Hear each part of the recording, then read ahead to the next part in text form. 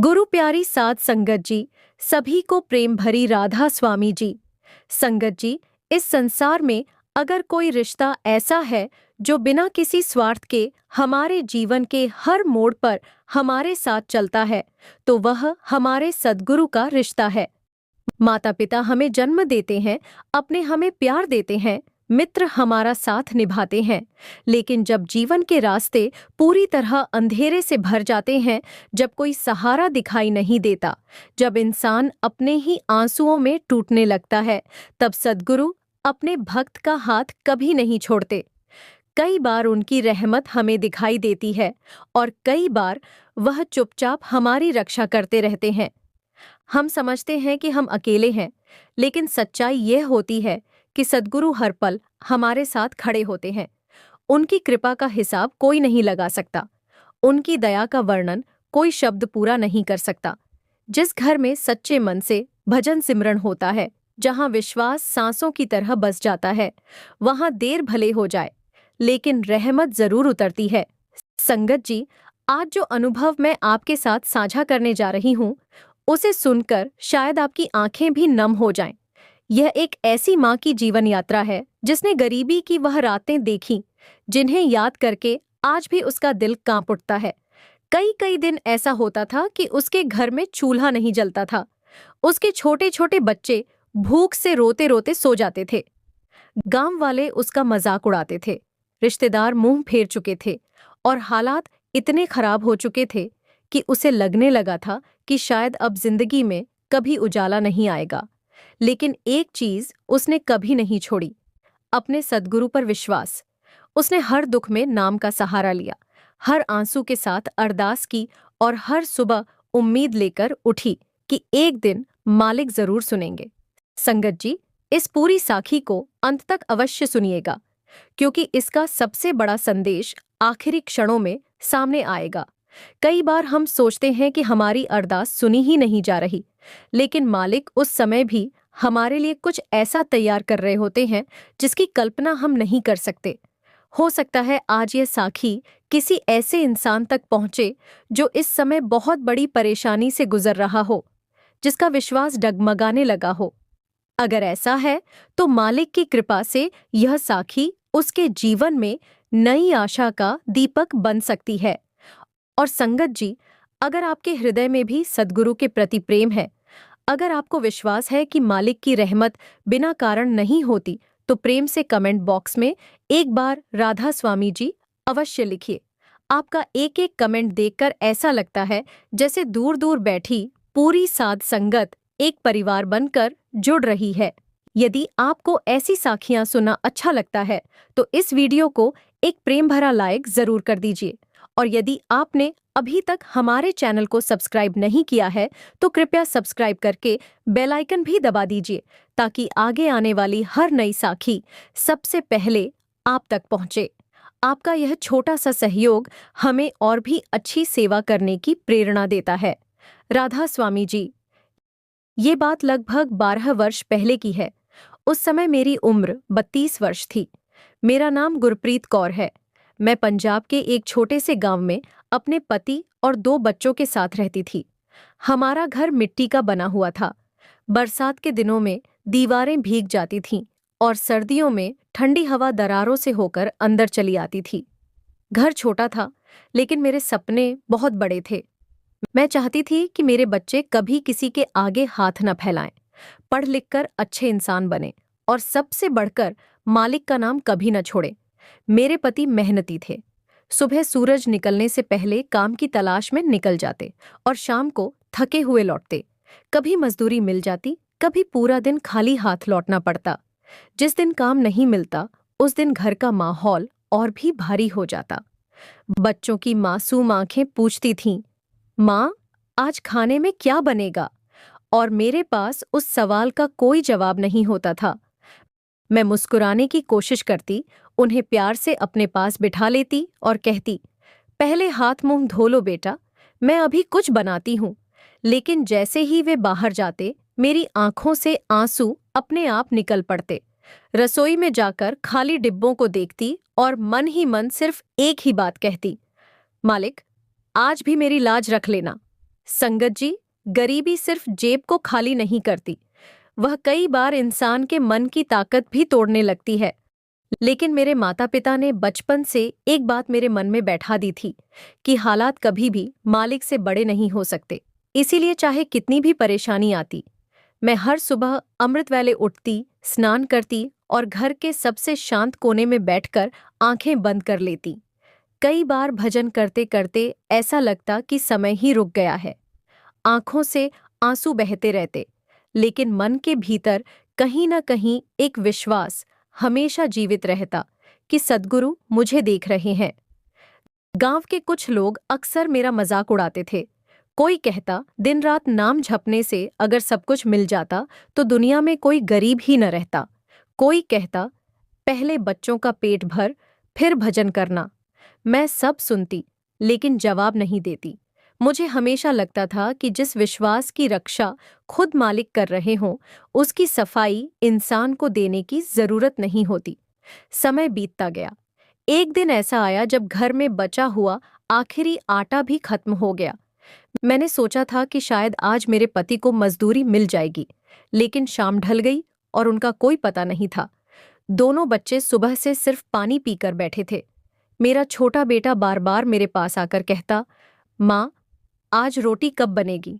उसकी मासूम आवाज मेरे सीने में तीर की तरह चुभ रही थी। मैंने उसे गोद में उठा लिया, उसके बालों में हाथ फेरा और कहा, बस बेटा, थोड़ी देर और, मालिक सब ठीक करेंगे। लेकिन उस दिन पहली बार मेरे अपने शब्द भी मुझे कमजोर लगने लगे। मैं अपने बेटे को सीने से लगाए बैठी थी, लेकिन अंदर ही अंदर ऐसा महसूस हो रहा था जैसे मेरा विश्वास और मेरी मजबूरी एक दूसरे के सामने खड़े हों।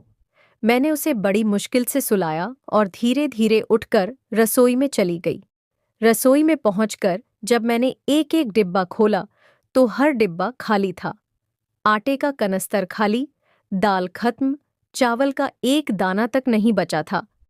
मैंने मिट्टी के उस छोटे से चूल्हे को देखा जो पिछले 2 दिनों से ठंडा पड़ा था। उसकी राख भी जैसे मेरी हालत पर तरस खा रही थी।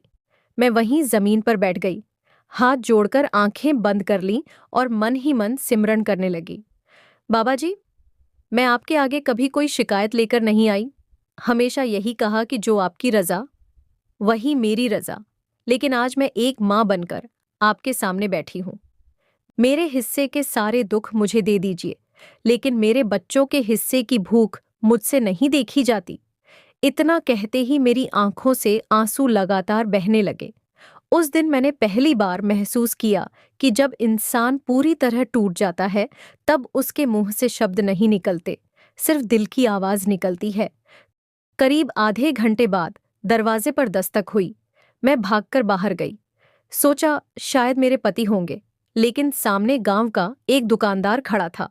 उसने मुझे देखते ही कहा, बहन, तेरे पति मिले थे। उन्होंने कहा था कि आज भी काम नहीं मिला, शायद देर रात तक कोशिश करेंगे। मेरे होंठों पर हल्की सी मुस्कान आई, लेकिन दिल बैठ गया। मैंने धीरे से कहा, ठीक है भाई जी। वह कुछ पल मुझे देखता रहा। शायद वह मेरी हालत समझ चुका था। फिर बोला, अगर जरूरत हो तो दुकान से सामान ले जाना। मैंने हाथ जोड़ दिए, जब तक पिछला हिसाब नहीं चुका देती, नया सामान नहीं लूंगी। वह कुछ नहीं बोला, सिर्फ राधा स्वामी जी कहकर चला गया। संगत जी, उस दिन मुझे समझ आया कि गरीबी से ज्यादा कठिन चीज आत्मसम्मान को बचाकर रखना होता है। रात धीरे धीरे गहरी होती गई। बिजली पहले ही चली गई थी। घर में मिट्टी के दिए की हल्की रोशनी जल रही थी। दोनों बच्चे भूख की वजह से सो तो गए थे, लेकिन बार बार करवट बदल रहे थे। मैं उनके पास बैठकर उनके माथे पर हाथ फेर रही थी। तभी मेरा बड़ा बेटा नींद में ही बुदबुदाया, माँ, कल रोटी मिलेगी ना? उसकी यह बात सुनकर मेरा कलेजा कांप उठा। मैंने उसके माथे को चूम लिया और धीरे से कहा, हाँ बेटा, मालिक कभी अपने बच्चों को खाली नहीं लौटाते। लेकिन यह कहते समय मेरी अपनी आवाज कांप रही थी। करीब रात के 10 बजे मेरे पति घर लौटे। उनके चेहरे की थकान देखकर ही समझ आ गया कि आज भी उन्हें काम नहीं मिला। उन्होंने अंदर आते ही चुपचाप एक कोने में रखी बाल्टी से पानी पिया और बिना कुछ बोले चारपाई पर बैठ गए। मैंने पूछा, कुछ मिला? उन्होंने सिर झुका दिया। पूरा गांव घूम लिया, कहीं काम नहीं मिला। कुछ देर दोनों चुप रहे। फिर उन्होंने जेब में हाथ डाला और 2 सिक्के निकालकर मेरी हथेली पर रख दिए। बस इतने ही बचे हैं। मैंने उन 2 सिक्कों को देखा। उनसे न आटा आता था न दाल। मैंने सिक्के वापस उनकी जेब में रख दी। इन्हें संभाल कर रखो, शायद कल किसी काम आ जाए। इतना सुनते ही उनकी आंखें भर आईं। उन्होंने पहली बार मेरे सामने रोते हुए कहा, मुझे माफ कर देना, मैं अच्छा पति नहीं बन पाया, अपने बच्चों को 2 वक्त की रोटी भी नहीं दे पा रहा। मैंने तुरंत उनका हाथ पकड़ लिया। ऐसा मत कहो, मेहनत करने वाला इंसान कभी असफल नहीं होता, मालिक सिर्फ समय देख रहे हैं। संगत जी, उस रात हम दोनों ने भूखे पेट ही पानी पीकर सोने की कोशिश की, लेकिन नींद किसी की आंखों में नहीं थी। मैं लगातार सिमरन करती रही। पता नहीं कब आंख लग गई। अचानक ऐसा महसूस हुआ जैसे कोई बहुत मधुर स्वर में मेरा नाम पुकार रहा हो। गुरप्रीत। मैंने सपना देखा कि मैं एक बहुत विशाल, शांत और प्रकाश से भरे स्थान पर खड़ी हूं। चारों तरफ ऐसी शांति थी जैसी मैंने पहले कभी महसूस नहीं की थी। दूर एक प्रकाश दिखाई दे रहा था। उस प्रकाश से कोई आवाज आई, विश्वास मत छोड़ना, सुबह तुम्हारे जीवन का पहला मोड़ लेकर आएगी। बस इतना ही सुनाई दिया। अचानक मेरी आंख खुल गई। सुबह के ठीक 4 बजे थे। मैंने देखा कि मेरा दिल बहुत तेजी से धड़क रहा था, लेकिन मन के अंदर एक अजीब सी शांति थी। मैं तुरंत उठी, स्नान किया और हमेशा की तरह भजन सिमरन में बैठ गई। उस दिन न जाने क्यों हर शब्द के साथ ऐसा महसूस हो रहा था जैसे मन का बोझ हल्का होता जा रहा हो। सिमरन समाप्त हुआ तो मैंने आंखें खोलीं। बाहर सूरज की पहली किरणें धरती पर उतर रही थीं। मैंने मन ही मन कहा, बाबा जी, चाहे आज भी कुछ न मिले, लेकिन अब मैं शिकायत नहीं करूंगी। आपने अगर इंतजार लिखा है तो यकीनन उसके पीछे भी कोई रहमत होगी। इतना कहकर मैं उठी ही थी कि तभी बाहर गली से किसी वाहन के रुकने की आवाज सुनाई दी। मैंने सोचा, इतनी सुबह हमारे घर कौन आ सकता है? मुझे बिल्कुल अंदाजा नहीं था कि अगले कुछ ही मिनटों में मेरी जिंदगी एक ऐसे मोड़ पर पहुंचने वाली थी जिसे याद करके आज भी मेरी आंखें नम हो जाती हैं। उस समय मेरे मन में कई तरह के विचार चल रहे थे। इतनी सुबह हमारे घर कौन आ सकता है? हमारे यहाँ तो रिश्तेदार भी बहुत कम आते थे। गांव के लोग भी बिना किसी काम के इतनी सुबह किसी के दरवाजे पर नहीं पहुंचते थे। मैंने धीरे से दरवाजा खोला। बाहर देखा तो गली के किनारे एक छोटी सी पिकअप गाड़ी खड़ी थी। उसके पास 2 आदमी खड़े थे। दोनों के चेहरे पर सादगी थी। उनमें से एक ने मुझे देखते ही हाथ जोड़कर प्रेम से कहा, राधा स्वामी जी बहन जी। मैंने भी हाथ जोड़कर उत्तर दिया, राधा स्वामी जी। उन्होंने मुस्कुराते हुए पूछा, क्या यह गुरप्रीत कौर जी का घर है? मैंने कहा, जी, मैं ही गुरप्रीत हूं। उन्होंने गाड़ी की ओर इशारा करते हुए कहा, बहन जी, हमारे पास आपके लिए कुछ सामान है। मैं एक पल के लिए चौंक गई। मैंने कहा, लेकिन आपने शायद गलत घर समझ लिया है। हमने तो किसी से कुछ मंगवाया नहीं। वह दोनों एक दूसरे की तरफ देखकर मुस्कुराए। उनमें से बड़े उम्र वाले व्यक्ति ने बहुत शांत स्वर में कहा, नहीं बहन जी, घर बिल्कुल सही है। हमें सिर्फ इतना कहा गया था कि यह सामान इसी घर तक पहुंचाना है। संगत जी, मैं हैरान होकर उन्हें देखती रह गई। इतने में मेरे पति भी बाहर आ गए। उन्होंने भी वही बात कही कि शायद कोई गलती हो गई है, लेकिन उन दोनों ने बड़ी विनम्रता से कहा, गलती नहीं हुई, ये सेवा है, कृपया हमें मना मत कीजिए। इतना कहकर उन्होंने गाड़ी से आटा, दाल, चावल, तेल, दूध, बच्चों के लिए फल, कुछ गर्म कपड़े और रोजमर्रा का जरूरी सामान उतारना शुरू कर दिया। मैं और मेरे पति एक दूसरे का चेहरा देखते रह गए। मेरे छोटे बेटे ने जैसे ही आटे की बोरी देखी, वह खुशी से उछल पड़ा। माँ, अब रोटी बनेगी? उसकी वह मासूम आवाज सुनकर मेरी आंखें भर आईं। मैंने उसे सीने से लगा लिया और बस इतना ही कह पाई, हाँ बेटा, आज रोटी भी बनेगी और मालिक का शुक्राना भी होगा। सामान घर के अंदर रख दिया गया। मैंने उन दोनों से बार बार पूछा, भाई जी, कम से कम इतना तो बता दीजिए कि यह किसने भेजा है? उन्होंने मुस्कुराकर सिर्फ इतना कहा, बहन जी, कभी कभी मालिक किसी का नाम बताए बिना भी किसी की अरदास का जवाब भेज देता है। हमें जितना कहा गया था हमने उतना कर दिया। इतना कहकर दोनों ने हाथ जोड़कर राधा स्वामी जी कहा और गाड़ी लेकर चले गए। संगत जी, उस समय मेरे शरीर में जैसे जान ही नहीं रही थी। मैं वहीं दरवाजे पर बैठ गई और रोते रोते मालिक का शुक्राना करने लगी।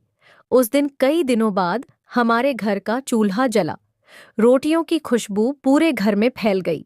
जब मेरे दोनों बच्चे बैठकर खाना खा रहे थे, मैं उन्हें देखती रही। उस दिन मैंने खुद सबसे आखिर में खाना खाया, क्योंकि एक माँ का पेट तो बच्चों की मुस्कान से ही भर जाता है।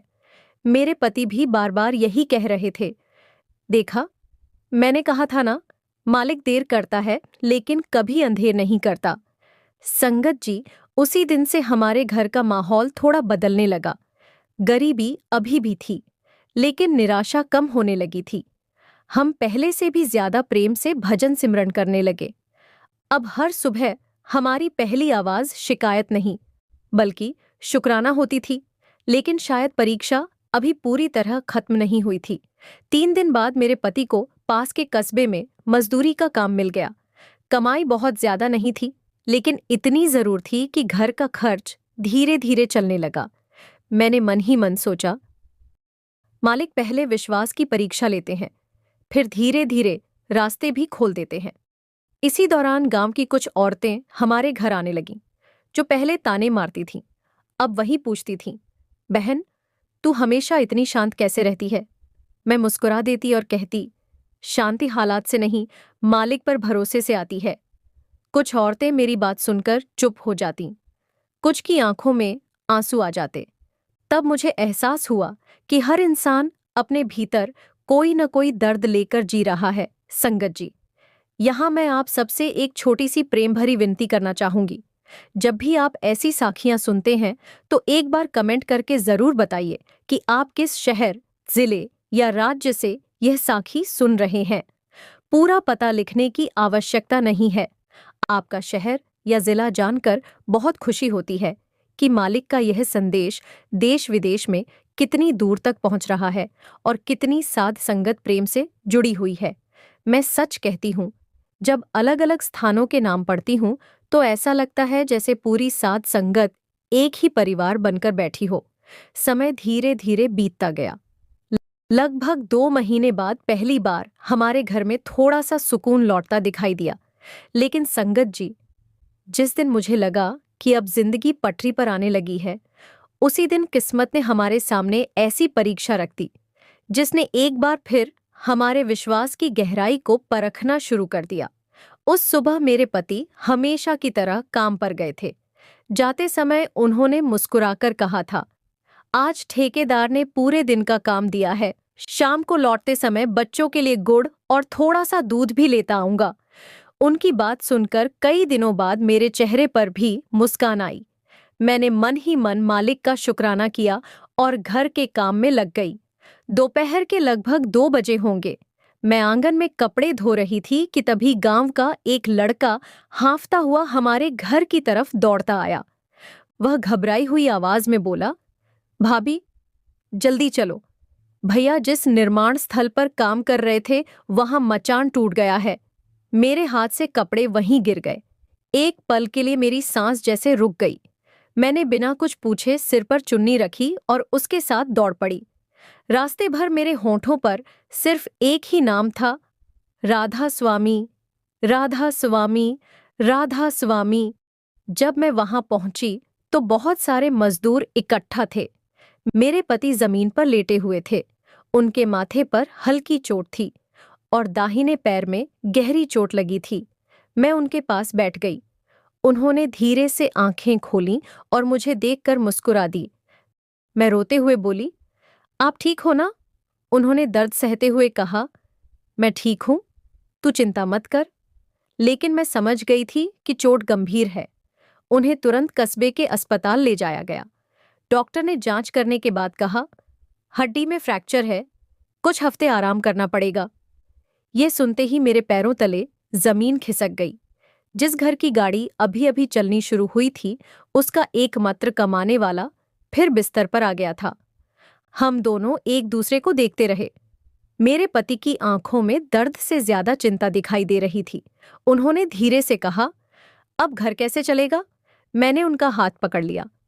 जिस मालिक ने भूखे पेट हमें संभाला था, वही अब भी संभालेंगे। संगत जी, अस्पताल से लौटने के बाद हमारी जिंदगी फिर से बदल गई। अब मेरे पति चल भी नहीं सकते थे। मैं सुबह उनके लिए दवाई बनाती, बच्चों को संभालती और फिर गांव के घरों में सिलाई और छोटे मोटे काम करने चली जाती। जो भी 2-4 रुपए मिलते, उनसे घर चलता। शाम को लौटकर फिर भजन सिमरन करती। कई बार थकान इतनी होती कि आंखें अपने आप बंद होने लगती, लेकिन जैसे ही मैं नाम का सिमरन शुरू करती, मन में एक नई ताकत आ जाती।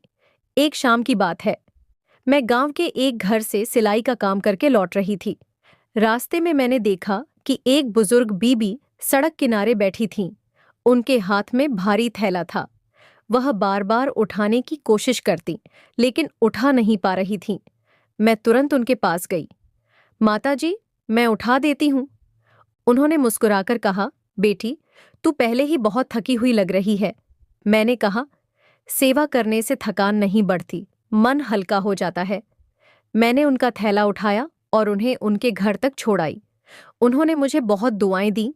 मैंने हाथ जोड़कर सिर्फ इतना कहा, दुआ मुझे मत दीजिए, मालिक के चरणों में अरदास कर दीजिए। संगत जी, उस छोटी सी सेवा के बारे में मैंने घर आकर किसी को भी नहीं बताया। मुझे लगा सेवा तो वैसे भी छिपकर ही अच्छी लगती है, लेकिन अगले ही दिन सुबह एक ऐसी बात हुई जिसने मुझे अंदर तक भावुक कर दिया। जिस घर में मैं सिलाई का काम करती थी, उसकी मालकिन अचानक मेरे घर आई। उन्होंने कहा, गुरप्रीत, कल जिस बीबी की तूने मदद की थी, वह मेरी मौसी हैं। उन्होंने सारी बात मुझे बताई। मैं चुपचाप सुनती रही। उन्होंने आगे कहा, आज से तू हमारे यहाँ सिर्फ सिलाई नहीं करेगी, मैं गांव की और भी औरतों के कपड़े तुझे दिलवाऊंगी। मेहनताना भी पहले से ज्यादा मिलेगा। संगत जी, मैं कुछ पल तक उन्हें देखती ही रह गई। मैंने तो सिर्फ सेवा की थी, बदले में कुछ पाने का तो कभी सोचा भी नहीं था। उस दिन मुझे एक बार फिर महसूस हुआ कि मालिक कई बार हमारी मेहनत का फल सीधे नहीं देते, वह किसी दूसरे इंसान के हाथों हमारी झोली भर देते हैं। धीरे धीरे मेरे पास काम बढ़ने लगा। दिन भर सिलाई करती, रात को पति के पास बैठकर उनका हाल पूछती और फिर भजन सिमरन करके सो जाती। लगभग 1.5 महीने बाद मेरे पति भी बैसाखी के सहारे चलने लगे। डॉक्टर ने कहा, अब धीरे धीरे सब ठीक हो जाएगा। ये सुनकर हमारी आंखों में खुशी के आंसू आ गए। लेकिन संगत जी, जिस दिन डॉक्टर ने कहा कि अब खतरा टल गया है, उसी शाम हमारे घर के दरवाजे पर एक ऐसा मेहमान आया जिसकी एक बात ने मेरे मन में कई सवाल खड़े कर दिए। और वहीं से हमारी जिंदगी का सबसे रहस्यमय अध्याय शुरू हुआ। शाम का समय था। सूरज धीरे धीरे ढल रहा था। मैं आंगन में बैठकर सिलाई का काम कर रही थी। मेरे पति चारपाई पर बैठे बच्चों को पढ़ा रहे थे। इतने में दरवाजे पर हल्की सी दस्तक हुई। मैंने बाहर जाकर देखा। एक लगभग 70 वर्ष के बुजुर्ग खड़े थे। साधारण सफेद कुर्ता पायजामा, हाथ में लकड़ी की छड़ी और चेहरे पर ऐसी शांति जिसे देखकर मन अपने आप झुक जाए। उन्होंने हाथ जोड़कर प्रेम से कहा, राधा स्वामी जी बेटी। मैंने भी हाथ जोड़ दिए। राधा स्वामी जी, आइए, अंदर आइए। वह धीरे धीरे आंगन में आए और चारपाई पर बैठ गए। मेरे पति ने भी आदर से प्रणाम किया। मैंने पानी का गिलास लाकर उनके सामने रखा। उन्होंने पानी पिया और मुस्कुराकर बोले, बेटी, इंसान की पहचान उसके घर से नहीं, उसके संस्कारों से होती है। उनकी यह बात सीधे मेरे दिल में उतर गई। कुछ देर तक वह हमारे घर की सामान्य बातें करते रहे। बच्चों से उनका हाल पूछा, मेरे पति से उनकी तबीयत के बारे में पूछा। फिर उन्होंने बहुत शांत स्वर में कहा, एक बात पूछूं? मैंने कहा, जी जरूर।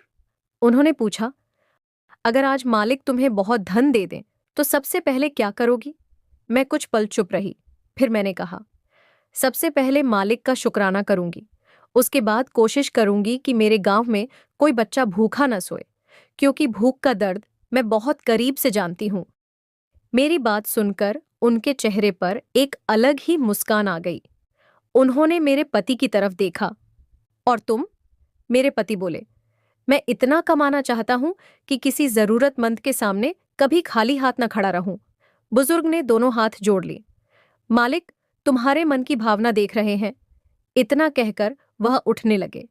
मैंने कहा, बाबा जी, इतनी जल्दी? कम से कम रोटी खाकर जाइए।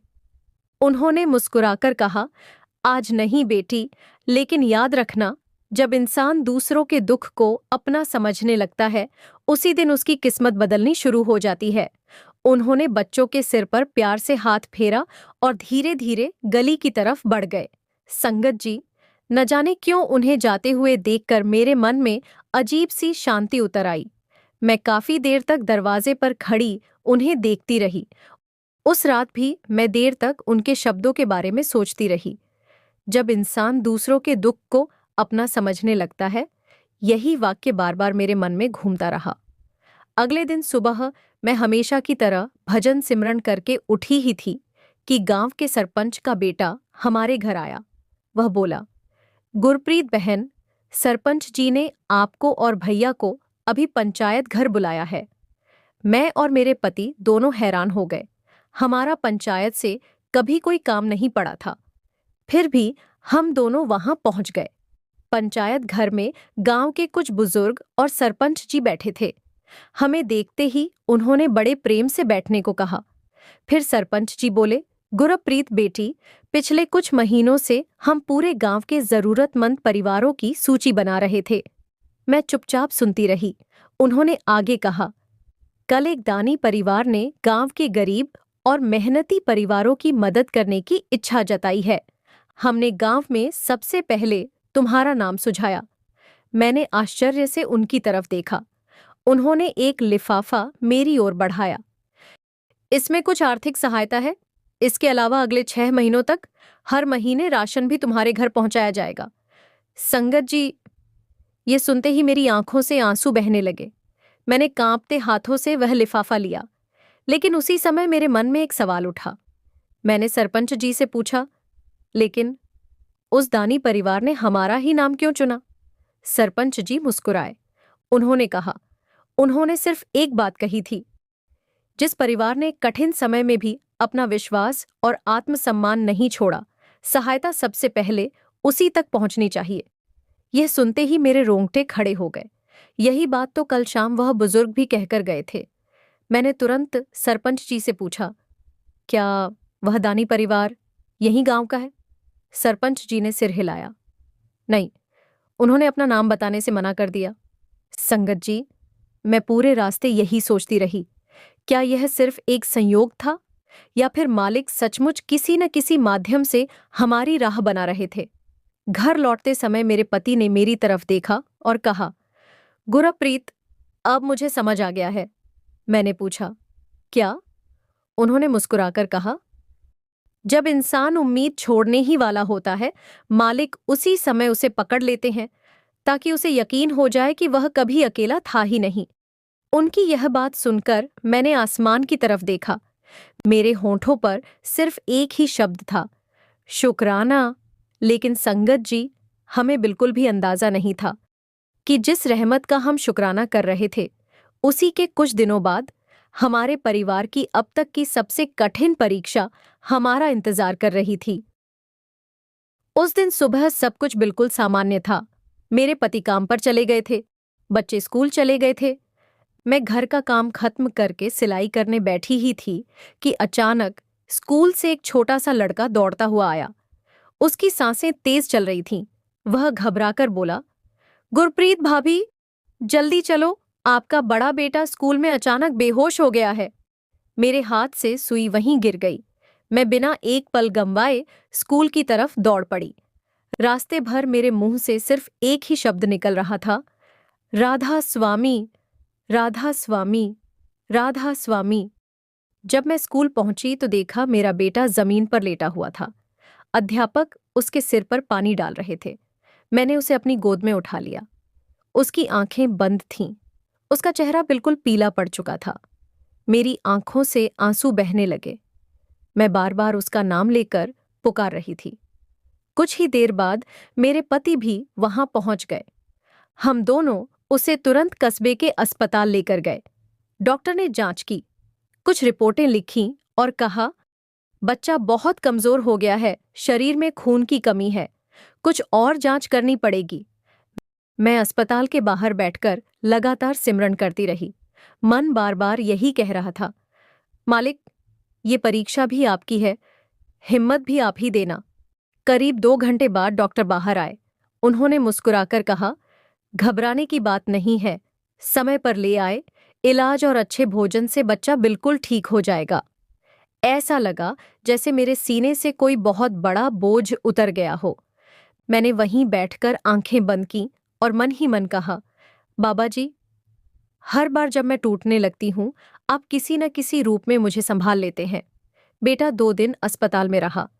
जब वह घर लौटा तो पहले से थोड़ा कमजोर जरूर था, लेकिन उसके चेहरे पर मुस्कान वापस आ गई थी। उस रात उसने मेरे पास आकर कहा, माँ। मैंने प्यार से पूछा, क्या हुआ बेटा? वह बोला, जब मैं अस्पताल में था ना, तब मुझे बार बार आपकी एक बात याद आती रही। मैंने पूछा, कौन सी बात? उसने मुस्कुराकर कहा, आप हमेशा कहती हो कि मुश्किल कितनी भी बड़ी हो, नाम कभी मत छोड़ना। ये सुनकर मेरी आंखें भर आईं। मैंने उसे सीने से लगा लिया।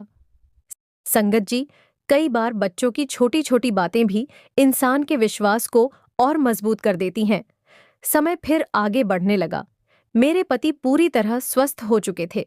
सिलाई का काम भी पहले से अच्छा चल रहा था। धीरे धीरे हमारे घर की हालत सुधरने लगी। अब कभी ऐसा नहीं होता था कि बच्चे भूखे सो जाएं। हर शाम खाना खाने से पहले हम चारों कुछ मिनट बैठकर मालिक का शुक्राना जरूर करते। एक दिन मेरे पति ने कहा, गुरप्रीत, मुझे लगता है कि अब हमें सिर्फ अपने लिए नहीं जीना चाहिए। मैंने पूछा, क्या सोच रहे हो?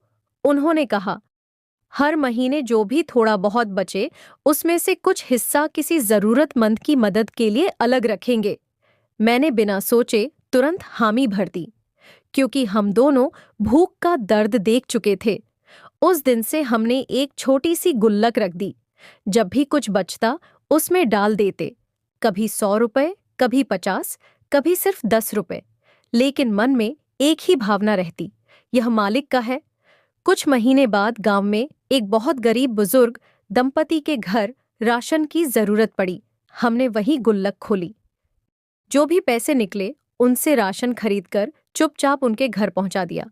हमने अपना नाम भी नहीं बताया। संगत जी, घर लौटते समय मेरे पति मुस्कुरा रहे थे। मैंने पूछा, इतनी खुशी किस बात की है? उन्होंने कहा, आज समझ आया कि देने की खुशी पाने की खुशी से कहीं बड़ी होती है। उनकी बात सुनकर मेरे मन में भी एक अलग ही आनंद भर गया। उस रात भजन सिमरन करते समय पहली बार मुझे लगा कि मालिक ने हमारी गरीबी सिर्फ इसलिए दिखाई थी ताकि हम किसी और की भूख समझ सकें। संगत जी, यहाँ आप सबसे एक छोटी सी प्रेम भरी विनती है। अगर इस साखी का एक भी भाव आपके दिल को छू रहा है, अगर आपको लगता है कि मालिक की रहमत का सबसे बड़ा आधार विश्वास और सेवा है, तो कृपया इस वीडियो को एक लाइक जरूर कर दीजिए। आपका एक लाइक इस सेवा को और अधिक संगत तक पहुंचाने में बहुत मदद करता है। आपका प्रेम और सहयोग ही हमें ऐसी साखियां आपके लिए लाने की प्रेरणा देता है। उस रात सोने से पहले मैंने आसमान की तरफ देखा। मन में एक ही बात आई, मालिक, आपने हमें बहुत कुछ सिखा दिया। अब बस इतनी कृपा करना कि जीवन भर आपका नाम और सेवा कभी न छूटे। लेकिन संगत जी, उस समय मुझे बिल्कुल भी अंदाजा नहीं था कि अगले ही सप्ताह हमारे दरवाजे पर होने वाली एक दस्तक हमारी पूरी जिंदगी को हमेशा हमेशा के लिए बदल देने वाली थी। गुरु प्यारी साध संगत जी, पिछले सप्ताह आने वाली उस दस्तक ने सचमुच हमारी पूरी जिंदगी बदल दी। सुबह का समय था। मैं आंगन में झाड़ू लगा रही थी। मेरे पति काम पर जाने की तैयारी कर रहे थे। बच्चे स्कूल के लिए तैयार हो रहे थे। तभी दरवाजे पर बहुत धीरे से किसी ने दस्तक दी। मैंने दरवाजा खोला। सामने लगभग 75 वर्ष के एक बुजुर्ग खड़े थे। उनके कपड़े बिल्कुल साधारण थे। हाथ में एक छोटा सा कपड़े का थैला था और चेहरे पर ऐसी मुस्कान थी जिसे देखकर मन अपने आप शांत हो जाए। उन्होंने हाथ जोड़कर कहा, राधा स्वामी जी, बेटी। मैंने भी हाथ जोड़ दिए। राधा स्वामी जी। मैंने उन्हें आदर से अंदर बैठाया। उन्होंने घर के चारों तरफ देखा। दीवार पर लगी सद्गुरु की तस्वीर को देखकर कुछ क्षण चुप रहे, फिर मुस्कुराकर बोले, बेटी, घर बड़ा हो या छोटा, अगर उसमें नाम की कमाई होती रहे तो वही सबसे बड़ा महल होता है। उनकी यह बात सुनकर मेरे पति भी भावुक हो गए। कुछ देर बाद उन्होंने अपने थैले से एक पुरानी डायरी निकाली। डायरी के कुछ पन्ने समय के साथ पीले पड़ चुके थे। उन्होंने वह डायरी मेरी तरफ बढ़ाते हुए कहा, इसे संभाल कर रखना। मैंने हैरानी से पूछा, बाबा जी, इसमें क्या है? उन्होंने कहा, इसे तब पढ़ना जब तुम्हारे बच्चे बड़े हो जाएं। इसमें धन कमाने का तरीका नहीं लिखा, बल्कि जीवन कमाने का रास्ता लिखा है। मैंने दोनों हाथों से वह डायरी ले ली। इतने में उन्होंने उठकर मेरे दोनों बच्चों के सिर पर प्यार से हाथ फेरा। फिर मेरे पति की तरफ देखकर बोले, बेटा, मेहनत कभी मत छोड़ना। मेहनत करने वाले इंसान को मालिक कभी खाली नहीं लौटाता। इसके बाद उन्होंने मेरी तरफ देखा और कहा, और बेटी, याद रखना, जिस दिन इंसान अपनी खुशी से पहले किसी और के आंसू पोंछने लगे, उसी दिन मालिक उसके घर की जिम्मेदारी अपने हाथ में ले लेते हैं। ये कहते हुए उनकी आंखों में अपार करुणा थी। मैं उन्हें बाहर तक छोड़ने गई। उन्होंने जाते जाते एक बार फिर मुस्कुराकर कहा, शुक्राना करना कभी मत छोड़ना। मैंने सिर झुका दिया। वह धीरे धीरे गली के मोड़ की तरफ बढ़ गए। मैं कुछ देर तक वहीं खड़ी उन्हें देखती रही। जब वह आंखों से ओझल हो गए तो मैं वापस घर के अंदर आ गई। शाम को मैंने वह डायरी खोली। उसके पहले पन्ने पर सिर्फ एक ही वाक्य लिखा था, जिस घर में विश्वास जीवित रहता है वहां उम्मीद कभी नहीं मरती। उस वाक्य को पढ़ते ही मेरी आंखों से आंसू बहने लगे। उस डायरी के हर पन्ने पर जीवन की छोटी छोटी सीखें लिखी थीं। किसी भूखे को भोजन देना सबसे बड़ी दौलत है। किसी रोते हुए इंसान को हिम्मत देना सबसे बड़ी सेवा है। नाम की कमाई सबसे बड़ी कमाई है। शिकायत कम और शुक्राना ज्यादा करने वाला इंसान भीतर से अमीर बन जाता है। संगत जी, आज उस घटना को कई वर्ष बीत चुके हैं। मेरे दोनों बच्चे पढ़ लिख कर अपने पैरों पर खड़े हो चुके हैं। मेरे पति आज भी उसी सादगी से मेहनत करते हैं। हमारे घर की शुरुआत आज भी भजन सिमरन से होती है। आज भी जब रसोई में पहली रोटी बनती है तो सबसे पहले मालिक का शुक्राना किया जाता है। और जब भी कोई जरूरतमंद हमारे दरवाजे पर आता है, मैं उसे कभी खाली हाथ नहीं लौटाती, क्योंकि मुझे आज भी अपने जीवन के वे दिन याद हैं जब मेरे बच्चे भूखे सोया करते थे और मैं आंसुओं के साथ अरदास किया करती थी। संगत जी, इस पूरी जीवन यात्रा ने मुझे सिर्फ एक बात सिखाई है, मालिक हर अरदास उसी समय पूरी नहीं करते जिस समय हम चाहते हैं, लेकिन जब वह देते हैं तो हमारी सोच से कहीं अधिक देते हैं। इसीलिए अगर इस समय आपके जीवन में कोई परेशानी चल रही है, अगर आपको लगता है कि आपकी मेहनत का फल नहीं मिल रहा, अगर आपकी आंखों में भी कई रातों से आंसू हैं, तो विश्वास मत छोड़िए, भजन सिमरन मत छोड़िए, सेवा मत छोड़िए और सबसे बढ़कर शुक्राना करना कभी मत छोड़िए, क्योंकि कई बार हमारी सबसे अंधेरी रात ही उस नई सुबह का रास्ता बनाती है जिसे मालिक पहले से हमारे लिए तैयार कर चुके होते हैं। संगत जी, अगर इस साखी ने आपके मन में विश्वास की एक छोटी सी लौ भी जलाई हो तो प्रेम से राधा स्वामी जी कमेंट में अवश्य लिखिए। और यदि आप चाहते हैं कि ऐसी भावपूर्ण, प्रेरणादायक और आस्था से जुड़ी साखियां लगातार आपके पास पहुंचती रहें, तो कृपया इस वीडियो को लाइक जरूर करें, हमारे चैनल को सब्सक्राइब करें और बेल आइकन दबाकर ऑल पर जरूर क्लिक करें ताकि अगली साखी सबसे पहले आप तक पहुंचे। अगर आपको लगता है कि यह साखी किसी ऐसे व्यक्ति तक पहुंचनी चाहिए जो इस समय कठिन दौर से गुजर रहा है, तो इसे अपने परिवार, मित्रों और साथ संगत के साथ अवश्य साझा कीजिए। हो सकता है मालिक इसी साखी के माध्यम से किसी टूटे हुए मन में फिर से उम्मीद जगा दें।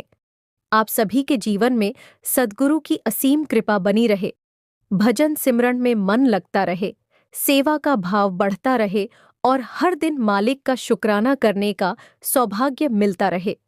सभी साध संगत को प्रेम भरी राधा स्वामी जी।